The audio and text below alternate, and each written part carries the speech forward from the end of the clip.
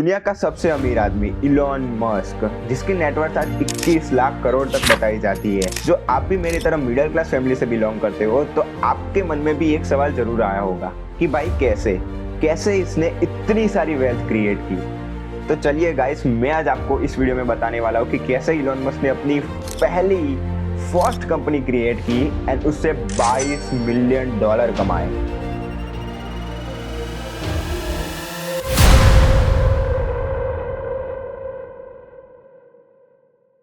In 1995, Elon Musk university of Pennsylvania से economics and physics की dual degree लेने के बाद पीएचडी करने के लिए स्टैनफोर्ड यूनिवर्सिटी में ज्वाइन होता था। स्टैनफोर्ड यूनिवर्सिटी में अभी तो ज्वाइन ही हुआ था इलॉन कि दूसरे ही दिन वो ड्रॉप आउट कर लेता है।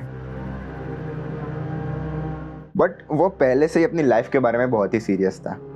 वो डिसाइड करके बैठा था कि नहीं भाई, लाइफ में कुछ तो झंडे गाड़ने ही है। Once a sales person tried to sell him the idea of online listing, जो इलॉन को बहुत ही इंटरेस्टिंग लगता है एंड ये आइडिया के बारे में वो अपने भाई किम्बल को बताता है और फिर दोनों भाइयों डिसाइड करते हैं सिलिकॉन वैली मूव करने के लिए।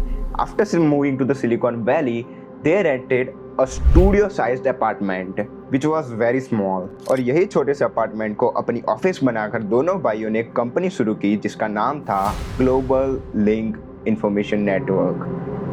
कंपनी का बेसिक एजेंडा ये था कि वो रेस्टोरेंट, क्लोथिंग शॉप्स जैसे बिजनेस ओनर्स को मना के उनका बिजनेस इंटरनेट पे ऐड करेंगे, फिर उसी को अब मैप्स के साथ टाई अप कर देंगे जिससे कि customers easily small business navigate कर सके। तो इलॉन भैया कोडिंग का काम संभाल लेते थे, जहाँ किम्बल मार्केटिंग का। तो आप लोग भी सोच रहे होंगे कि हाँ भाई, सब सेट है, ऑफिस भी बन गई है, प्लान भी रेडी है, कोई तकलीफ नहीं है। लेकिन main problem was public. It was the year 1995, जब majority of the people had a very negative perspective about internet. लोग इंटरनेट पर विश्वास ही नहीं करते थे। और तो और उस टाइम पे वो ओल्ड फैशन वाली मार्केटिंग करनी पड़ती थी कि घर घर जाके कंपनी के बारे में बताओ, एजेंडा समझाओ, लोगों को कन्विंस करो कि हाँ भाई, हमारे सॉफ्टवेयर पे अपनी कंपनी को लिस्ट कीजिए।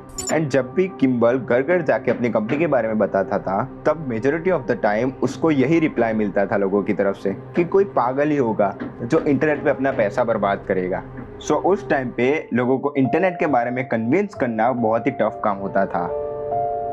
इन द लेट 1995, मस्क ब्रदर्स ने लोगों को हायर करना स्टार्ट कर दिया एंड एक अच्छी सेल्स टीम खड़ी की। तब के टाइम पे एलॉन मस्क पूरे दिन ऑफिस में ही रहता था एंड कोडिंग का काम करता था, जहाँ किम्बल एंड द टीम अलग अलग ऑफिस में जाके लोगों को अपनी कंपनी के बारे में बताता था, लोगों को रिक्वेस्ट करता था कभी हमारे सॉफ्टवेयर में अपने कंपनी का नाम लिस्ट करवा दो। तब के टाइम में उन्होंने ऐसी भी स्कीम रखी थी कि जो भी कंपनी ओनर सबसे ज़्यादा पे करेगा, उसकी कंपनी का नाम सर्च लिस्ट में सबसे टॉप पर रहेगा। एंड ये स्ट्रेटेजी अभी भी गूगल जैसी कंपनियां यूज कर रही है। But majority of the time company owners का रिप्लाई नेगेटिव ही होता था। एकमात्र चीज़ जो उस टाइम पे पॉजिटिव थी वो थी सॉफ्टवेयर। कंपनी का सॉफ्टवेयर बहुत ही तेजी से ग्रो कर रहा था। एलन बहुत ही एफर्ट्स डाल रहा था सॉफ्टवेयर पे, जिससे कि सॉफ्टवेयर और इजी एंड हैंडी हो सके कस्टमर्स के लिए। The next big step was to find an investor, क्योंकि फंडिंग के बिना कोई भी कंपनी आगे नहीं बढ़ सकती। ग्रेग कोरी, जो कैनेडियन बिजनेसमैन थे, जिसने मस्क ब्रदर के साथ हाथ मिलाया एंड स्टार्टिंग $6,000 करीब 5 लाख रुपए के चेक से करी।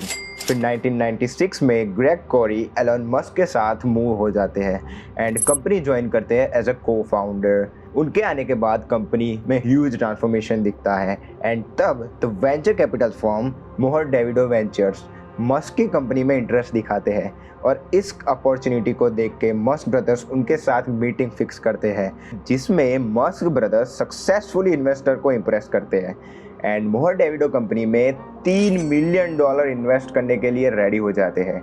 उसके बाद कंपनी का नाम बदल के ग्लोबल लिंक इंफॉर्मेशन नेटवर्क से बदलकर Zip2 रखा जाता है। और फिर तो भाई कंपनी का पूरा नक्शा बदल जाता है। न्यू टैलेंटेड इंजीनियर्स को हायर किया गया, नई बिजनेस स्ट्रेटजीज यूज की गई एंड कंपनी बड़े बड़े क्लाइंट्स के साथ वर्क करने लगी। तब कंपनी के पास one of the best navigation system था।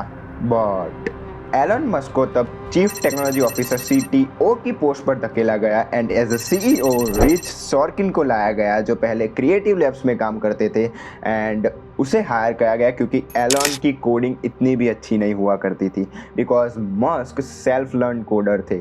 उन्होंने कभी कंप्यूटर वाली डिग्री की ही नहीं थी। He was not from a computer background. And Rich Sorkin के आने के बाद कंपनी आसमान छू रही थी। The New York Times, Knight Ridder, Hearst corporation जैसी बड़ी बड़ी कंपनी उसकी क्लाइंट थी एंड फाइनेंशियल उन पर पैसों की बारिश कर रही थी। तब इलॉन भैया एक अच्छे फाइनेंशियल स्टेज पे पहुंच गए थे। तभी उन्होंने अपनी पहली गाड़ी $30,000 की जगुआर ई टाइप खरीदी एंड फिर 1997 में कंपनी एक मोस्पिशियस जगह पे मूव होती है।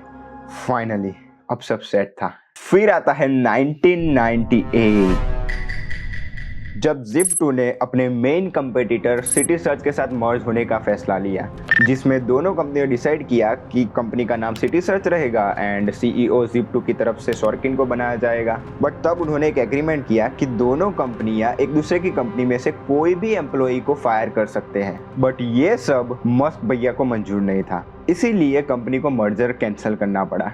उसके बाद से मस्क भैया और सॉर्किन के बीच में तकरार होने लगती है एंड मस्क बोर्ड को ये भी रिक्वेस्ट करता है कि सॉर्किन को कंपनी में से हटाया जाए, बट इंस्टेड मस्क भैया अपनी चेयरमैनशिप खो बैठते हैं। एंड फिर फरवरी 1999 में कॉम्पैक्ट कंप्यूटर जो PC मेकर कंपनी है, उसने Zip2 को खरीदने के लिए $300 मिलियन की ऑफर की, जो Zip2 का बोर्ड एक्सेप्ट कर लेता है, जिसमें एलन भैया कंपनी बेचकर $22 मिलियन कमाते हैं। एंड फाइनली एलन मस्क बन चुके थे .com millionaire at a young age of 27।